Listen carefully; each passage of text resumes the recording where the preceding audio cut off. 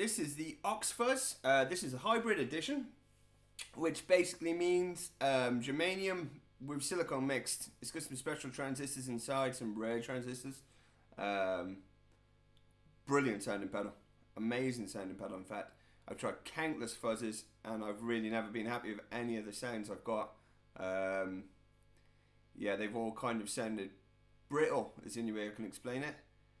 Maybe it's because I'm pushing it through such a clean amp. I know fuzz sounds best when you kind of add it to a already overdriven amp, but the 2-Rock that I play through is one of the cleanest platforms to lay stuff on top of. That's most of the reason I got the 2-Rock, because for pedal platform, I don't think there's anything better. So yeah, so most of the fuzz pedals I've tried for a clean amp haven't quite given me that thick gnarl sound I want, where this thing hit it straight away, straight out of the box. I watched a video from a player called Daniel Hinde,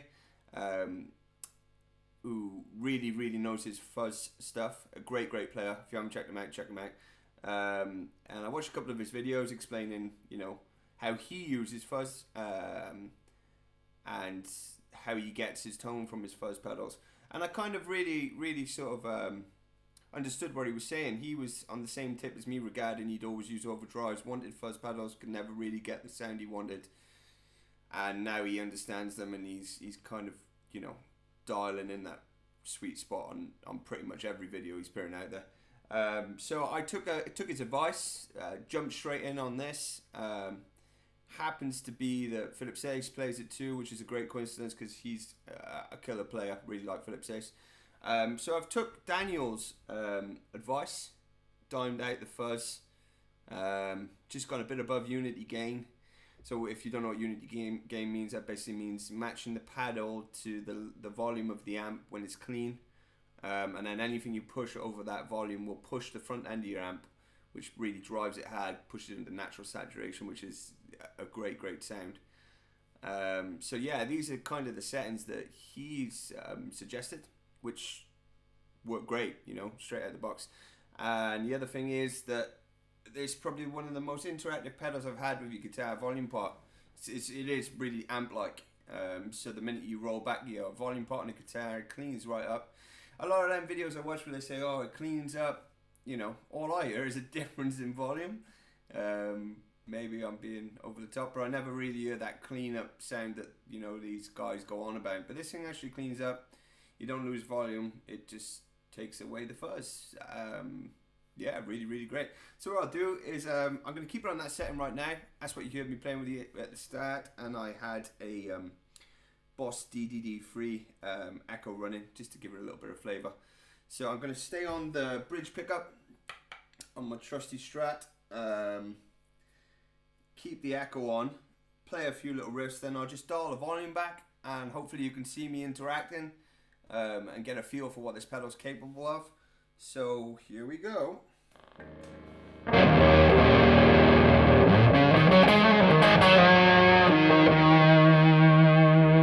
Switch to the bridge pickup when I clean it off.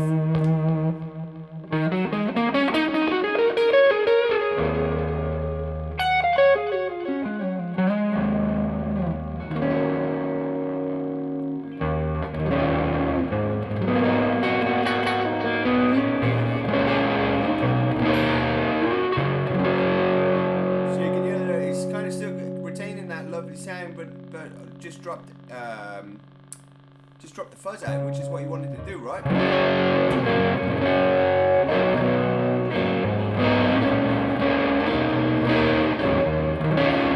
And if we crank it back up now.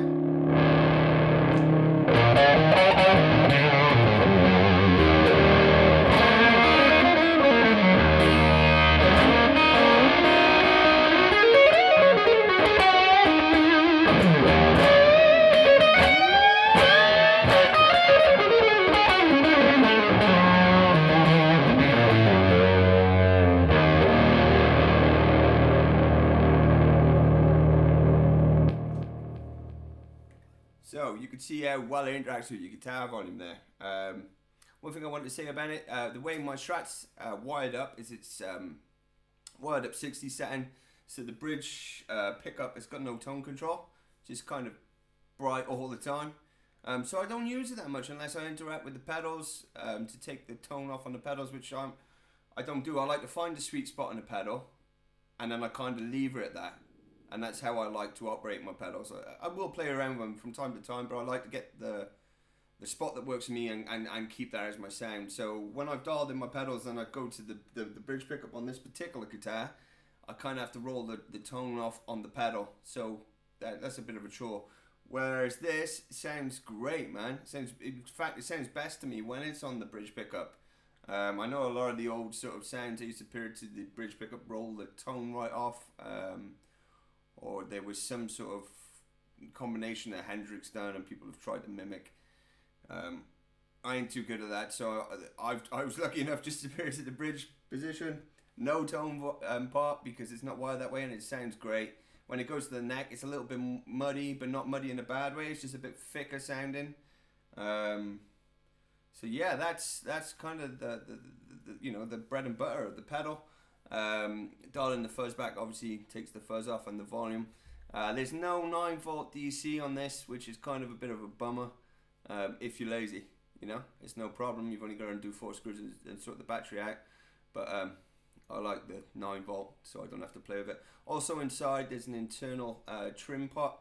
It comes set up to the sweet spot of the pedal, but you can dive right in and play with that and find your own sweet spot, because obviously amps, react in different ways to pedals. But for me, straight out of the box goodness, man. This is great fuzz pedal. This will definitely be staying on my board. So yeah, this is great. I'm just probably going to play out now a bit, guys. I didn't want to drag it on. I just wanted to show you quickly what it's capable of and how well it interacts with the guitar. So I'm going to add a little bit of reverb on it and just play you out. Thanks for watching, fellas.